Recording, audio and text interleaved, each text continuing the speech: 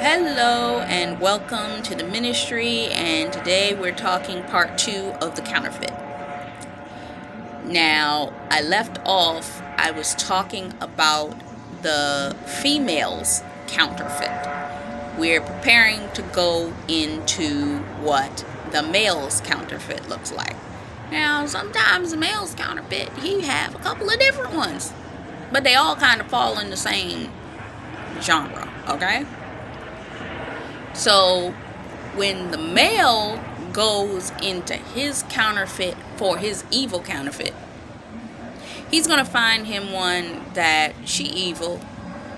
Some males counterfeit is evil in a way that they are mentally gaslighting. This particular woman, I call her the Delilah. She's going to mentally mess with you. She's going to pull you into her. And she's going to mess with your mind.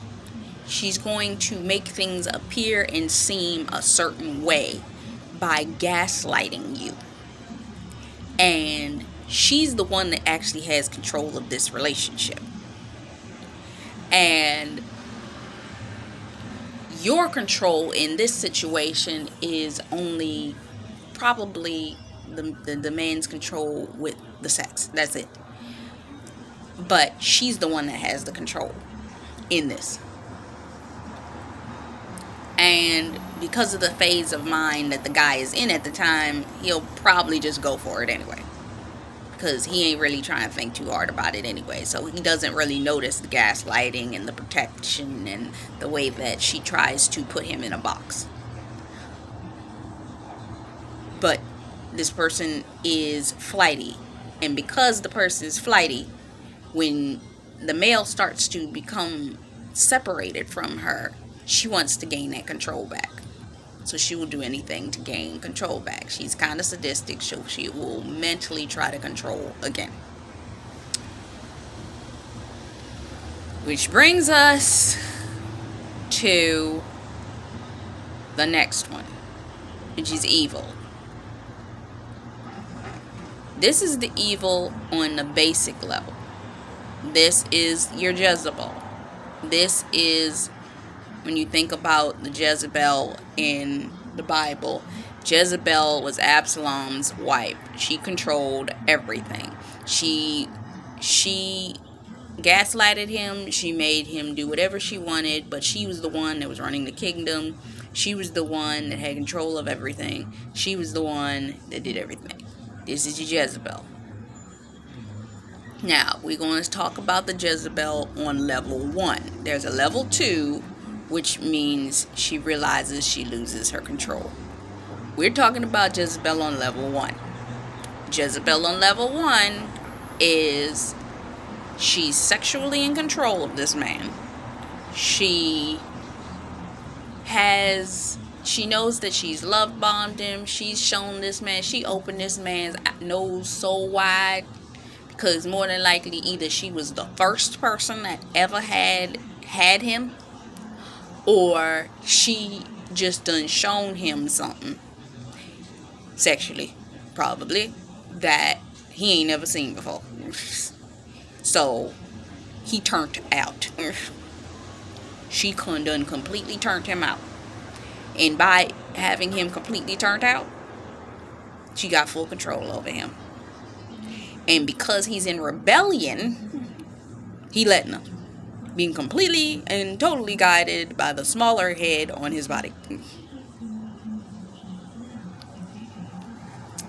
And she's using this completely to her advantage. Whatever she wants, she gets. And because this man 9 times out of 10 is a guy that he gets what he wants from this particular person, he gets what he wants from this particular person, Delilah and Jezebel are probably, he's working with both of them at the same time.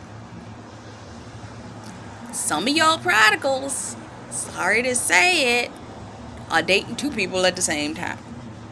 So sad, so sad, so sad. Some people don't like to hear that. Some of your prodigals are doing the same thing. One woman can't satisfy all of their desires. It's more than likely a scenario, and I'm gonna be honest. This might be TMI, but what it probably is one, he can be his whole rebellious self. Meaning, if he smoke, he drink, he cuss, and he wants to have wild sex or what have you. He can be that with Counterfeit A. Then the other one is the person that he can talk to. She gets his mind, she gets his body, she gets to do whatever she wants, but she ain't the one that he feels like he can be all the way. Let's just say it, a frequent.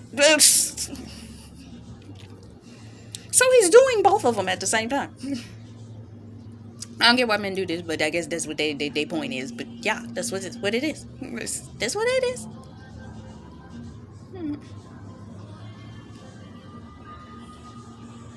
That's exactly what the case is.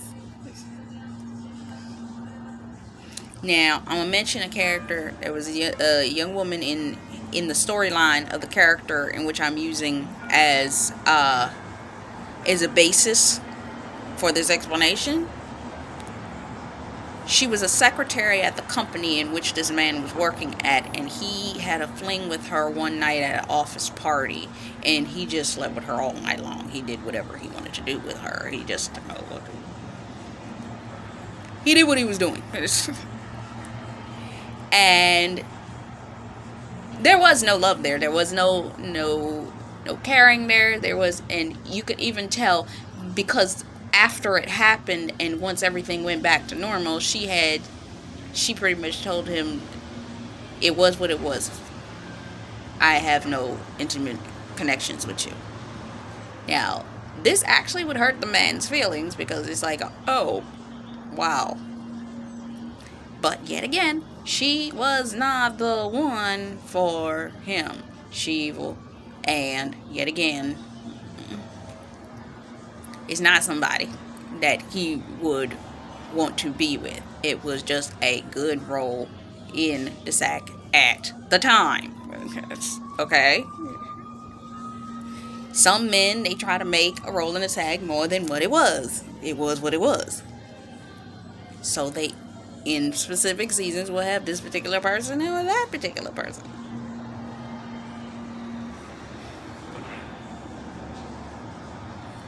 Moving to the next. Okay. Phase 2. You have the female prodigal.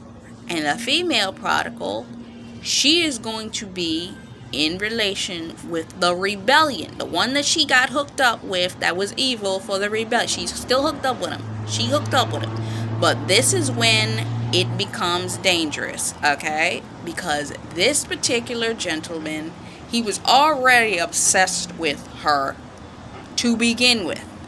This is when the counterfeit, you have not chosen a smart counterfeit, okay? It was funny. And it's not funny, it really isn't. I was watching a video by Shula King. He's a comedian, but he also does every once in a while release words.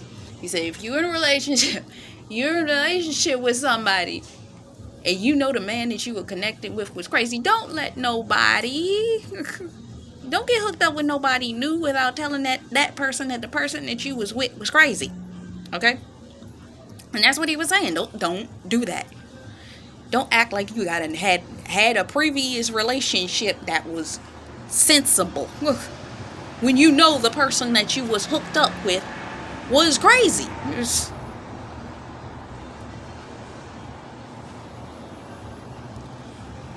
Now, in this case, this woman was hooked up with this guy. She didn't see him as a threat because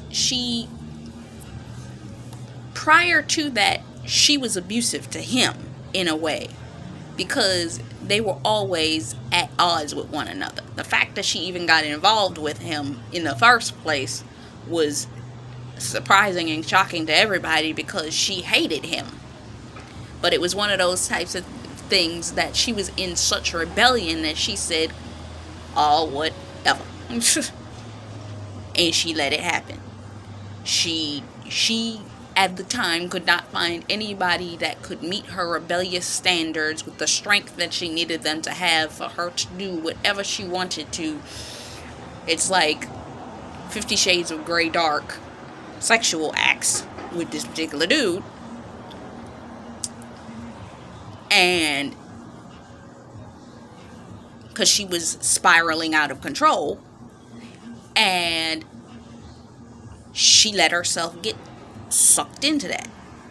Some of y'all don't even want to admit you may not have been 50 Shades of Grey type sex that you was looking for in your prodigal season, in your counterfeit season.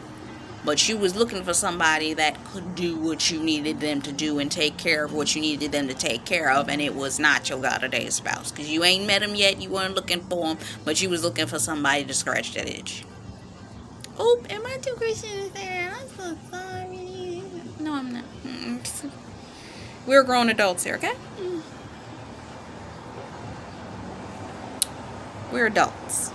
And because we're adults, we needed to address that part.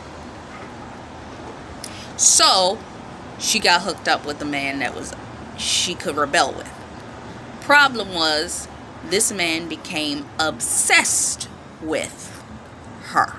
Okay? And because he was obsessed with her, when she finally did come out of the phase of, what in the world am I doing? I don't act like this. I'm coming to my senses. This is not what my life is. I'm a good person. I'm a good girl. And this ain't it. This ain't my life. I need to get back in order with self. And because I need to get back in order with self, I need to relinquish and let you go. This was fun while it lasted. But I'm no longer in this space. I've come into an understanding of who I was. And funny enough, the thing that made her come to that realization was witnessing her best friend's wedding fall apart. When she saw her best friend's wedding fall completely apart, that's when she came into the understanding, yeah, I can't be doing this no more. This ain't right. This ain't what I'm called to. I want love in my life. I need to find out who I am so I can find that true love and come into who I am as a person. Who am I really? What do I really want? So when she came into that realization, she had to let that go.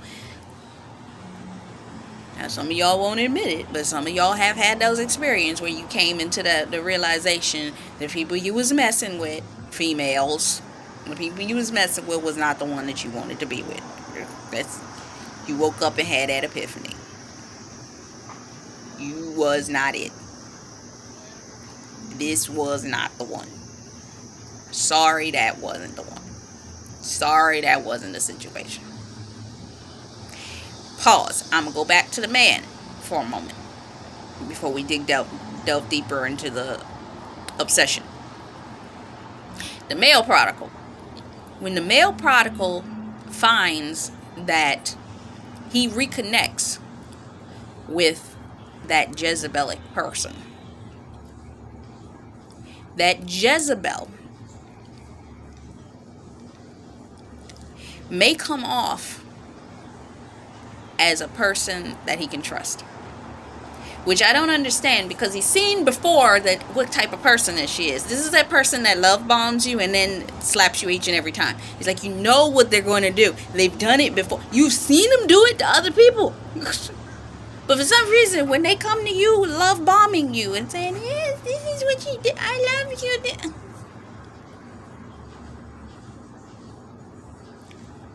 They fall for it, try to help them out.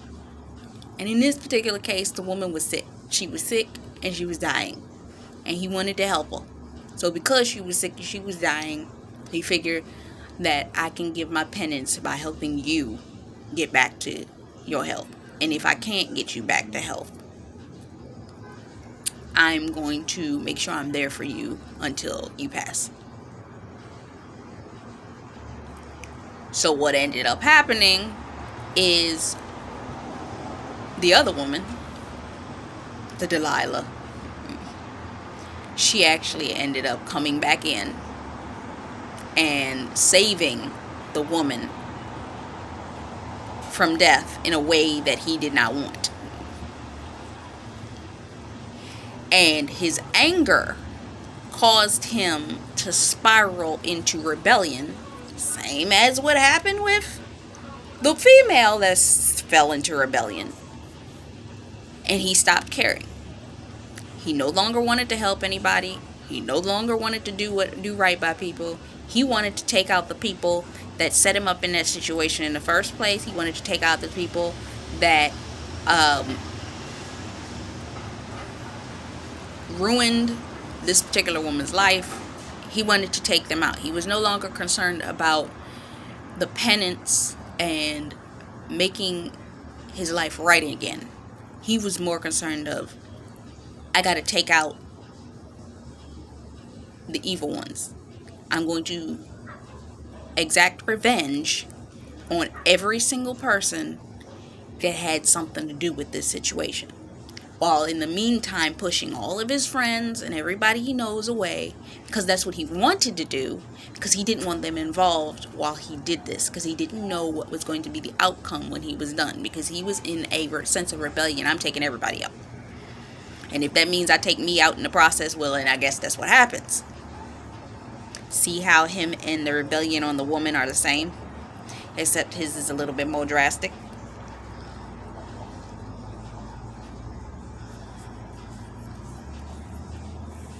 So what ends up happening is he has his epiphany moment.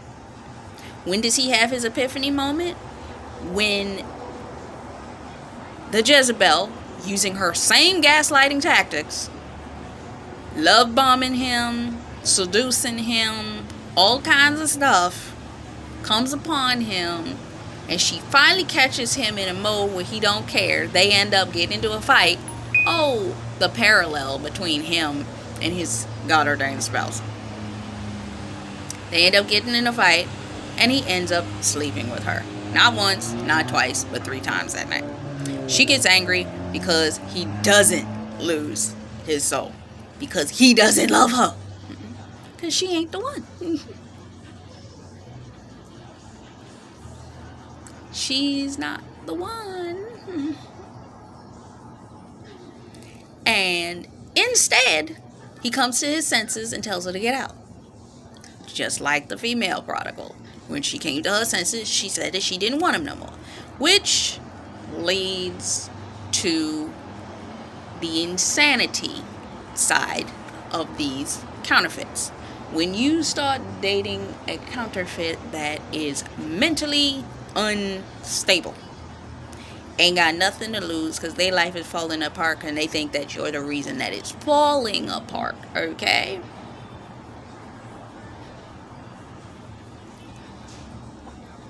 They're an abuser, whether they are verbally abusive, physically abusive, and they have the rest of the world fooled into believing, oh my goodness, they can't, nothing wrong. Let me tell you something. I dated a guy, and I don't know what kind of spiritual issues that he was having, but I'll never forget the day that we ended up in a situation where he grabbed me and he shook me, and when I looked into his eyes, as a spiritual Christian woman that I am today, I know that I was looking at a demon. Okay? I know it. And maybe it was a bloodline curse in relation to me. I don't know. But what was going on within him in that moment? Dangerous. Okay?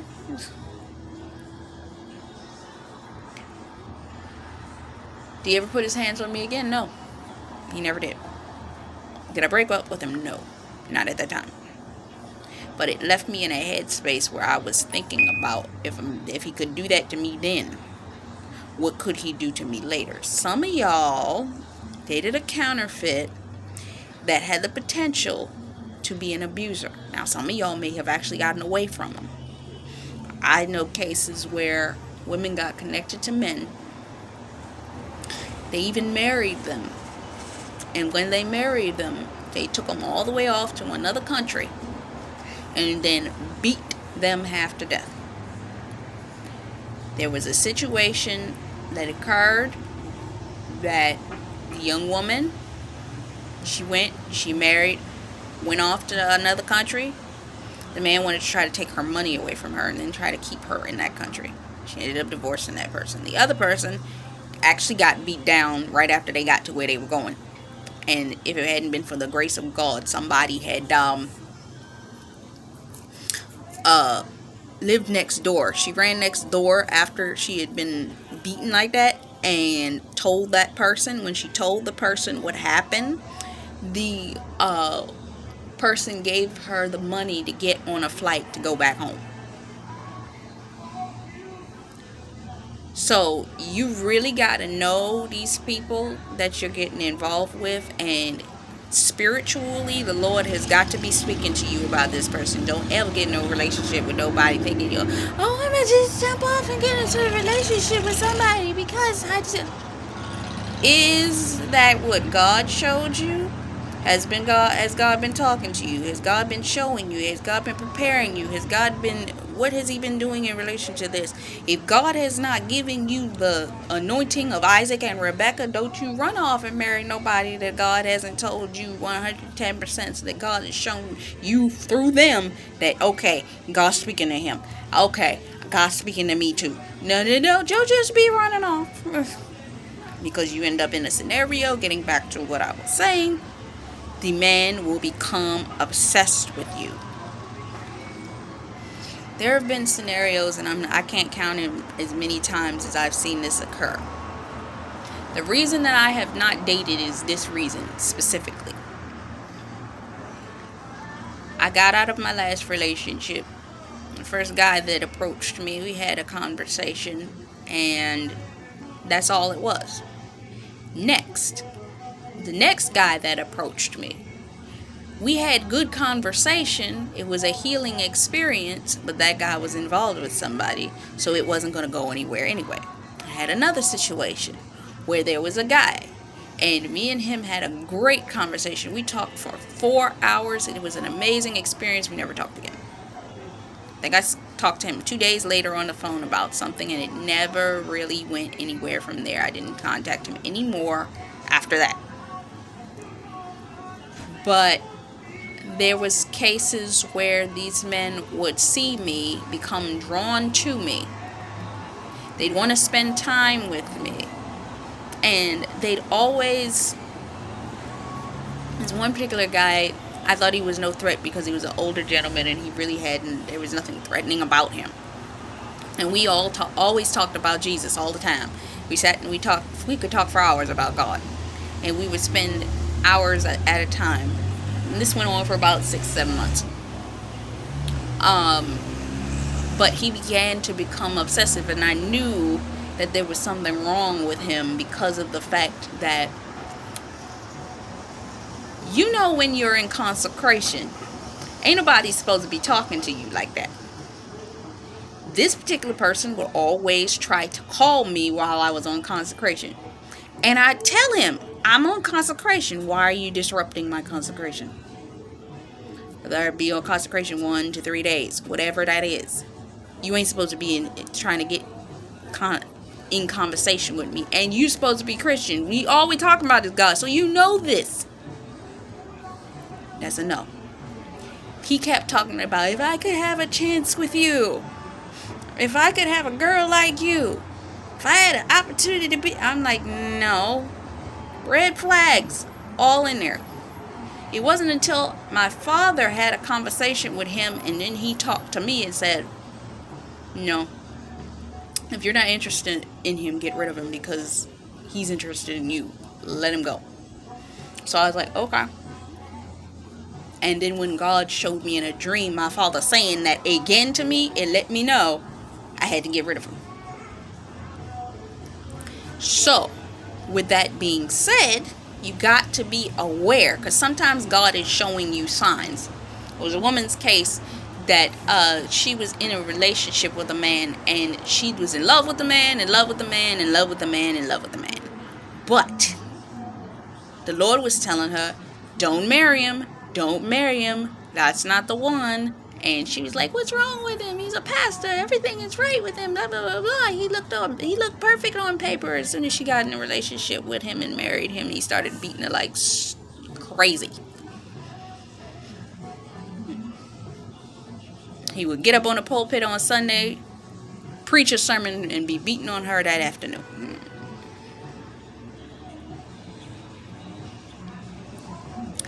So you gotta understand. You got to know when the Lord is speaking to you, you do not want to marry the wrong person. Because you come into covenant with that, you end up in a mess. A real mess. So I kept running into cases where guys would approach me, and I would sit down and have a conversation with a couple of guys, just be talking business, because I'm a business type person. So if I hear people talking about real estate, or I hear people talking about business, or I hear people talking about whatever it is in relation to something that I'm interested in, I'm gonna sit down and have a conversation with y'all. I have no problem with that. We sat there, had 3 hours of conversation talking about business, and I was talking to him. I was actually interested in finding out some information for somebody else at the time that was looking for a place. And I loved the fact that this particular guy was interested in real estate. So I was finding out his real estate information and all this kind of stuff, and we talked, and I exchanged numbers with him, thinking only of the fact of the real estate thing. This guy texts me on both my numbers. Actually, I had 3 numbers at the time. He messaged me on all of them within a 3-hour period, because I left him, went to church, and got back to where I was staying at the time, and he had messaged me twice on both numbers. And I said, no, no, no, no, no, no, no, no, no, no, no, no, no, no, no. I don't do that. And I mean, the first message was kind of kind, but a little bit, I already said what I had to say to you. You could have left me alone for the evening, and you messaged me on everything twice. To me, that seemed a little excessive. You only needed to message me on one and leave a minimal message. You didn't really need to. It seemed a little bit too obsessive to me. Excessive. So I didn't speak to him anymore after that. Another gentleman. We met during the midst of a crisis that I was in, and he gave me some information. So a while later, I met him again, and he helped me get something set up with my financial situation. And I remember that day, I felt the Lord giving me signs to be wary of this guy, because we were walking, and I happened to look down, and you know how kids have sidewalk chalk? There was 666 on the ground. I was like, oh, 666 is danger. And this particular guy, he starts talking to me about, oh, marriage, da da da da. And then the next time I talked to him, because I talked to him just prior to this particular day that I had saw the sidewalk chalk 666. He sits down, and we are having conversation that day, because he had texted me, and the text that he sent me never reached me. And then he turns and tends, and that was probably the Lord's protection preventing that text from reaching me. And he reads the text that he's trying to read to me, and he starts talking to me that particular day. He's talking about, maybe you're my wife and all this kind. How many times we had a conversation? 3 maybe? How do you know that? What? The Lord telling you? And I already know. You ain't the one. How do I know? Because I know where I'm called to go. That ain't where you're called. I can already tell. I see what you're doing. Because he had actually, at one particular point when we first met, had been trying to get me to help him with his book packaging and all that type of stuff. And I was showing him all that kind of stuff that I worked on, and how it would be set up. And I was sending him back and forth prototypes for his book cover. And I know what he was working on. That was not where I was called to work. That was not where I was called to be. And I had no interest in what he was preparing to do. Okay?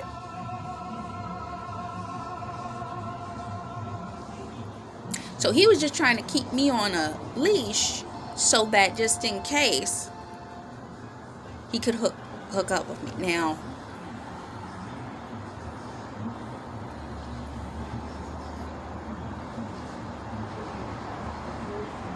when this happened, I came to the realization that wasn't the guy. So I started asking the Lord. I remember there was a significant situation that had happened a few years prior that made me ask the Lord, show me who my God ordained spouse is, because I'm not going to keep playing these games with men. Where I spent some time with a gentleman that I thought was going to be a business partner of mine. And this guy, we spent the day talking about business, and he started trying to push up on me at a event. And I immediately started to back away from him. And then I asked the Lord, show me who this guy truly is. In the middle of the night, the Lord woke me up at 1 o'clock, and right after he posted something on his Facebook talking about him and some other chick. I saw it. The next morning I called him and I told him, I don't want to have anything to do with you, business-wise or otherwise. Leave me alone. So I knew I needed the Lord to show me who my God-ordained spouse is. So how do we come to conclusion with this? I'm going to say this. That when it comes down to a counterfeit, if they become obsessed with you, this means they will do anything. They will abuse you. They will gaslight you. They will create a parameter around you in which you can't move into any other direction, any other relationship, or any other connection to any other person of the opposite sex. Or they will immediately move in and try to either harm you or to create a scenario where they will gaslight the person that you're trying to connect to, create a baited situation, and try to make you look like the problem. And with that being said, they will in turn try either to hurt or harm you, meaning that if you aren't with me, you ain't gonna be with nobody else. They will try to mentally mess you up, sexual assault, or they will try to kill the other person, voodoo, hoodoo, witchcraft, or any other way. They're going to try to harm them. So be alert and be aware. Reevaluate your counterfeit relationships, because the counterfeit ain't nobody to play with. So this is Taj McCameron for the ministry. Until next time, much love, faith, peace, and blessing. Bye-bye.